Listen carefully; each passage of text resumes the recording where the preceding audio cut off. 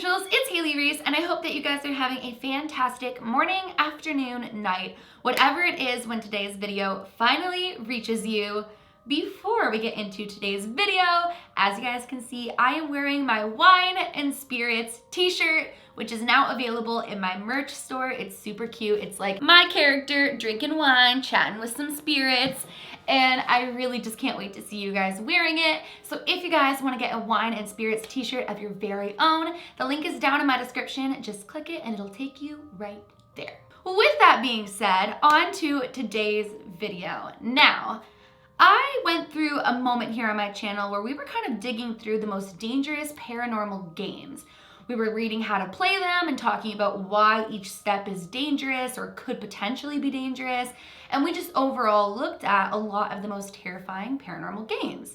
One of which that really didn't settle well with me, and that was the summoning of the Midnight Man. Now, I have a whole entire video on the Midnight Man, why you should never summon him, and the process to summon him, which in hindsight kind of sounds ridiculous. I tell you guys not to play it, but then I explain to you how to play it. It kind of seems twisted.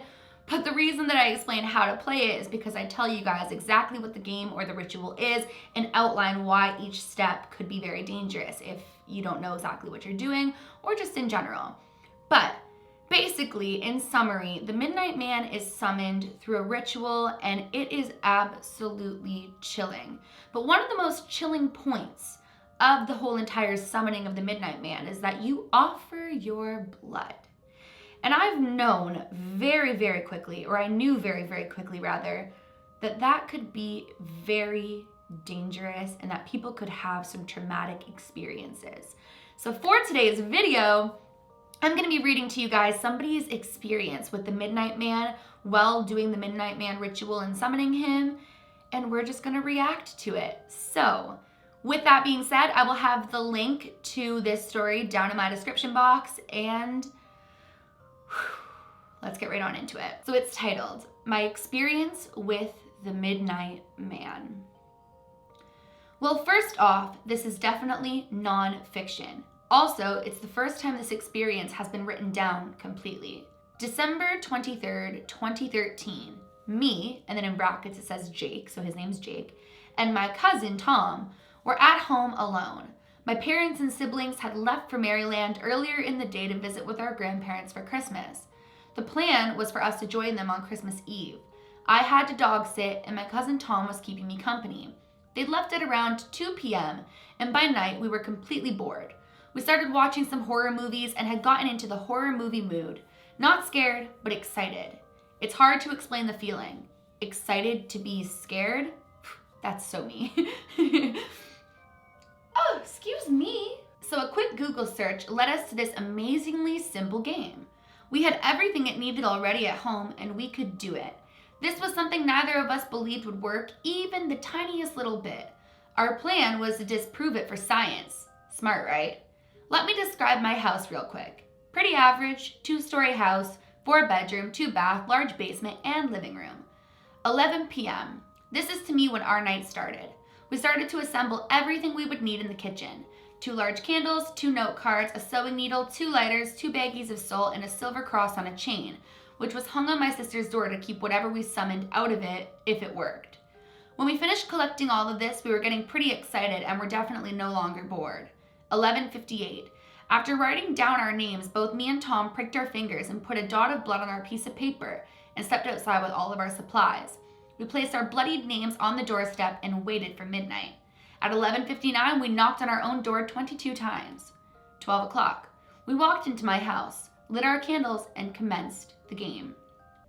It was pretty simple for a while, walking around, pretending we could feel cold spots, basically playing paranormal investigator. We played this for about an hour before we got bored. I decided I was done playing this dumb game and sat on the couch with my candle and talked to Tom, who was feeling pretty much the same way I was about the game. We managed to talk for 5 minutes. I was looking at Tom and he was looking around when he stopped talking mid-sentence. His eyes fixated on something. Without saying a word, I look over to see what he saw. In the doorway was a very black outline, darker than pitch black, blacker than the blackness of the house outlined in the darkness. The thing was standing in the doorway to the kitchen leading to the living room.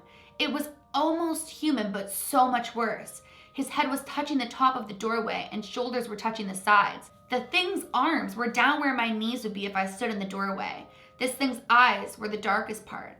It looks like the darkness condensed so far it created a hole in the world.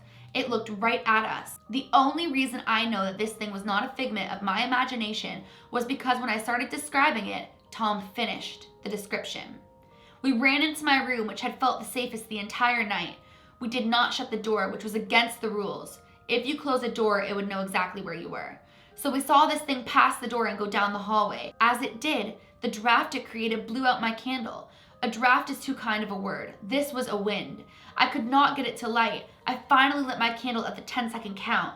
Tom was freaking out about it, and I was desperately praying I didn't need to draw a salt circle. If I did, Tom would have to venture out alone, and I would be left sitting on my own in a circle of salt, in the pitch black with no candle and darkness for company. At this point, we decided we needed to get downstairs and stay there. 2:30 a.m. We walked quickly but silently down the stairs and huddled in the basement corner near the fireplace. I don't know how we managed it, but we somehow managed to create what I can only describe as a bubble of positive energy. During this time, we talked about everything we could that would keep the energy good. This was by far the hardest thing I've done. How hard is it to think of good things, you might ask? Well, the entire time we were downstairs, footprints were stomping up and down the stairs, all through the kitchen and the hallway above us. And every once in a while, we could see a face looking at us from the stairs. So I would say it was pretty damn hard to keep that shield up. We sat down there for what felt like years and years. The clock on the wall seemed to move way too slow. When 3:33 finally came around, the worst part was that my phone suddenly turned on full volume. I take this as a sign of the thing saying goodbye in its own way. We immediately left and booked it out of there and just got in the car and drove till daylight. Neither one of us able to believe what just happened. Summary. What I took away from this is don't effing mess with the paranormal. Those boards to communicate with spirits or flipping voodoo will screw you over. The things seem to feed on negative energy, and unless you've experienced something like this, I don't know if you can understand how much of it seems to be in your head. We would only do this again to prove we are not crazy and with someone else to prove it. I apologize if my writing sucks. Please write in the comments if you've done this game or are planning on it. And that is the end of that experience. Oh my gosh, like everything about this game just seems so wrong to me, and I can't even imagine wanting to play it. But I also do understand that people are thrill seekers, and to some people, me wanting to go to haunted locations or me wanting to go and see if I can, get vibes in haunted spaces and communicate with the other side can also seem crazy. So it's all perspective, and it's all from everybody's individual experiences and thought process. I guess I just want to know, have any of you guys played this game, and did you have an experience with the Midnight Man? Let me know in the comments below, and I'll be reading through all of them because I love to read your guys' experiences. But basically, that is it for today's video. I really do want to see what you guys think of this though, and I'll be replying to comments. So let me know below. I am taking a trip to New York tonight, you guys. It's very last minute. I'm so excited. So if there's any locations in the Manhattan area you guys want me to investigate, it's a very quick trip, but I do have tomorrow night to maybe go and investigate somewhere. So let me know in the comments below.